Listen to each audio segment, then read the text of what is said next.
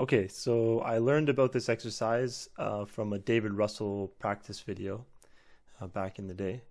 And he said something along the lines of, if you get the small things right, then the big things are much easier. And so here's a little clip from the video. A lot of technique, like difficult pieces, it's made up of very simple blocks. Each part is very simple. So if each simple block works, that's the first row of bricks, then the second row can happen, then the third row.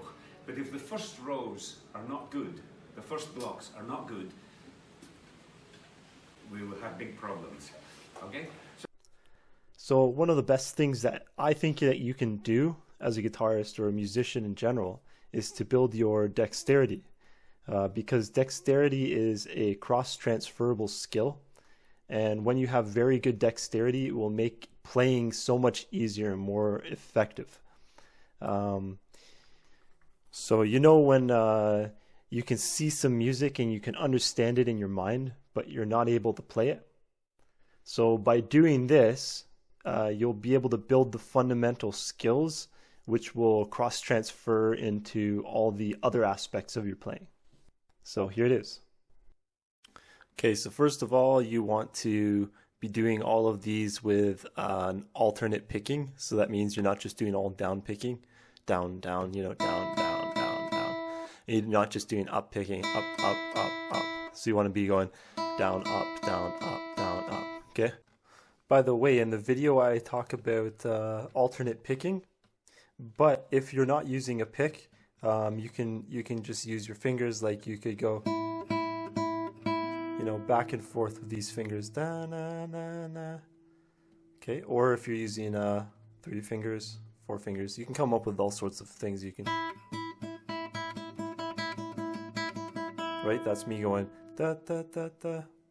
Or you could just go da da da da da da. But I say for beginners, you usually try to just do these two. Da da da da da da. So the first one here is you're gonna pluck. Sorry. The first one here is you're gonna go 0 1 2 3 4 3 2 1 0. So.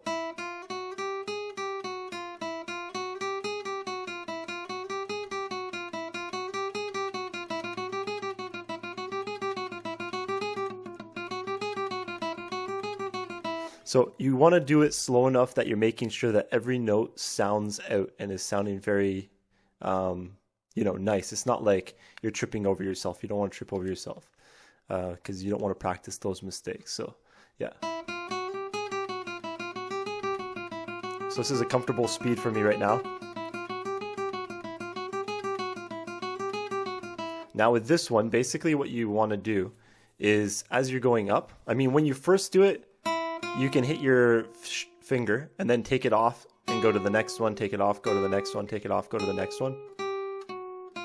But ultimately what you want to do is you want to, once you have your finger on, you want to leave it on. And then once you're taking your fingers off, you don't want to pull them off like super far, like that. You just want to take them off slightly like this. Okay, see how it's slightly as opposed to. Okay, you don't want your fingers flailing all over the place. So if you ever see like really good players, it looks as if their like hands aren't even moving that much. So that's why. It's because you want to train those small movements.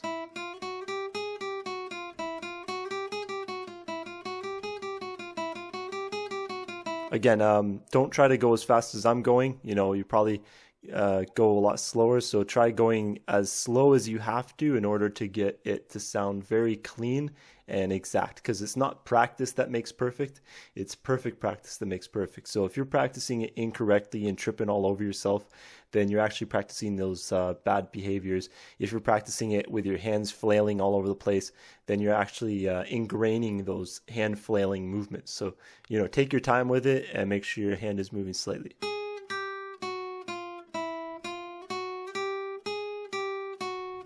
And again, also remember it's going alternate picking with your picking hand.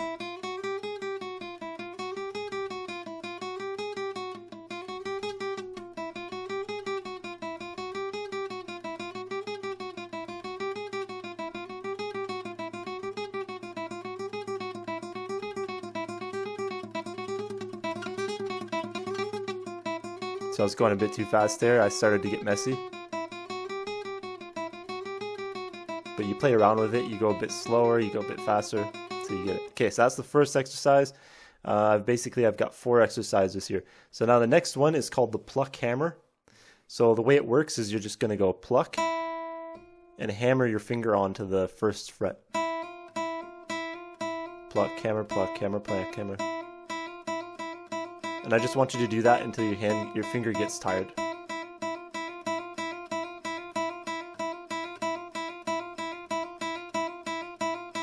So also just remember it's going to be the hammer on for the second part, right? So you don't want to go and pluck for both of them. You want to pluck for one, and then it's the hammer on that makes the second sound.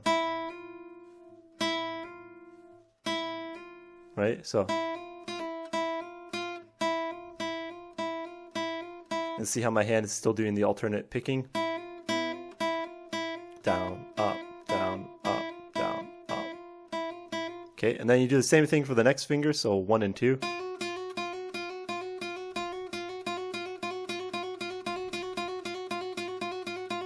You do that until your finger is tired, and then you go 2, 3.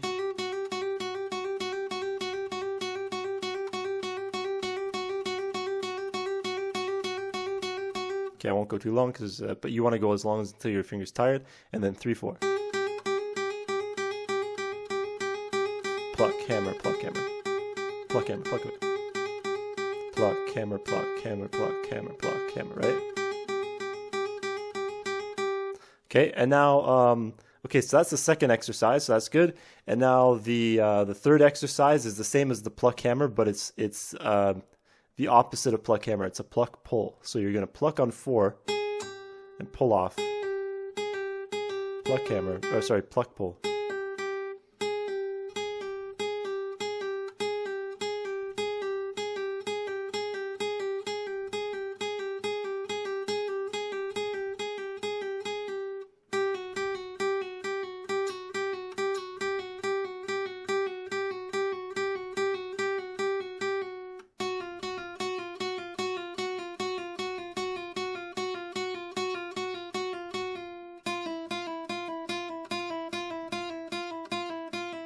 Okay, so you see you just went from 4 all the way down. And now here's the fourth exercise. This is my favorite one. It's the most advanced one. It's called the Pluck Hammer Pull. And it's exactly what it says it is. You just pluck, hammer, and then pull. So there's basically three things there, right? You've got the pluck, which is you're going to do with your right hand. And then the last 2 things are things that you do with your left hand. So you're not even going to be using your picking hand for the last 2 things. You're going to use your fretting hand for the last 2 things. So yeah, pluck, and then hammer on, and then pull off. Okay, so pluck. See how I'm not even using my right hand? So pluck, hammer on, pull off. Pluck, hammer on, pull off. Pluck, hammer on, pull off. Pluck, hammer on, pull off. Okay. And again, keep going with the alternate picking. So see how I'm going down, up, down, up, down, up, down, up.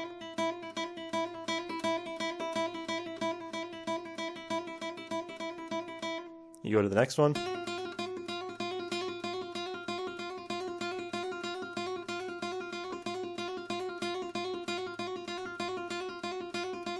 And the next one.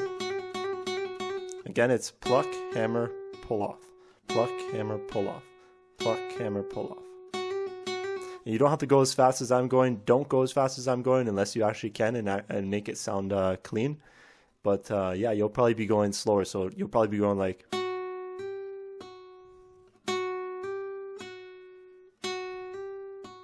Okay? But this will build your dexterity. It's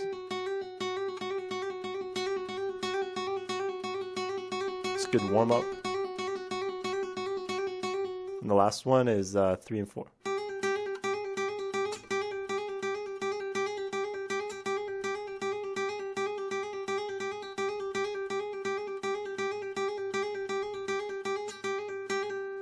Okay, and actually I lied. There's one more that you can do. which is essentially the pluck hammer pull again, but we're just going to pluck the first one and then we're just going to hammer pull for the rest of them. So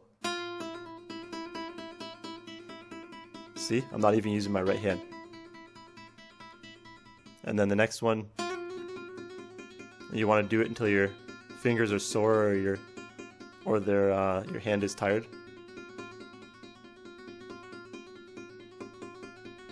Not using my right hand at all, so that's what this last one is.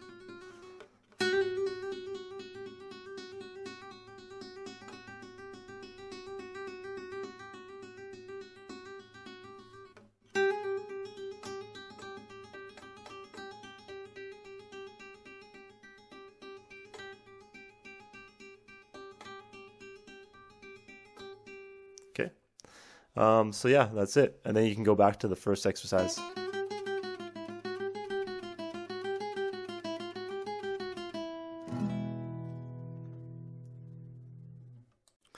Okay, so that was the exercise routines for your fretting hand, right? In my case, it's my left hand. You know, and then we were just doing the right hand with a pick, just alternate picking. Now, if you're using a pick, you can just do alternate picking, that's fine. But if you're not using a pick and you want to build your, what do you call it, finger style guitar abilities, then you can do some of these practice things. So basically just these two fingers. Another one is using these three fingers. And then using your thumb as well. Another thing you can do is move your thumb from different ones. So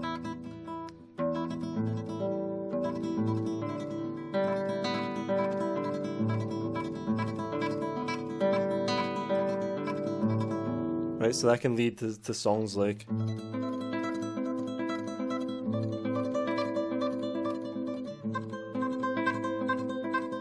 okay, so that's the right hand technique. Now, another thing you can do is if you grab like an A minor chord, here you see that A minor chord, and there's basically you can do this, these different patterns that you can come up with all sorts of different ones, but I'm just going to show you a simple one. You're going to go thumb on A, and then these three fingers, you're going to go on the G string, the B string, and the E string. And remember, you're holding that A chord, A minor chord with the left hand, or your fretting hand. And you're just going to be called the ascending pattern because all we're doing is going up. Okay, and then after you've hit that thumb on the A string and you've done then you go to thumb on D string. You go back and forth between them.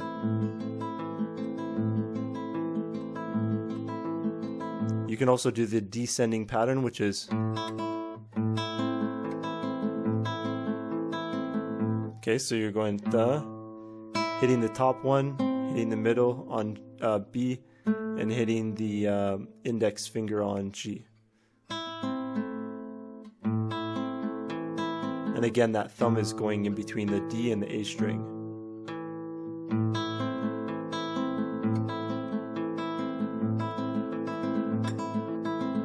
Okay, another one you can do is the ascending and descending pattern.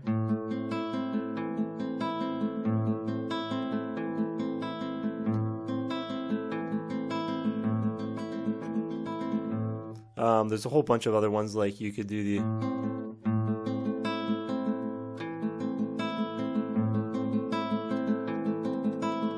so they call that one the P-I-M-I, what is it?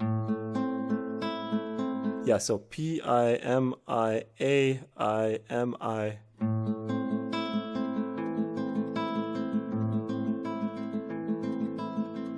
Right, so you have all sorts of ones that you can do there. Yeah, so come up with a bunch of your own and you just practice that. You're going to build that right hand dexterity as well. So after doing that, you can work on scales. You can also check out the David Russell video where he talks about his own ways about going about this. This is just the way that I kind of took from it and then turned it into my kind of own little exercise routine thing. But yeah, check it out. If you're interested in taking some lessons with me, I I've got some great deals right now, and I've got a pay what you can option. And yeah, I'd love to hear from you. Come check out my website at devonshiremusic.com. Peace. Also, be sure to like and subscribe. Subscribe, obviously, if you like this content and you want to see more stuff like it. And because I'm going to keep bringing stuff out. And like if, it's a little, just press the like button.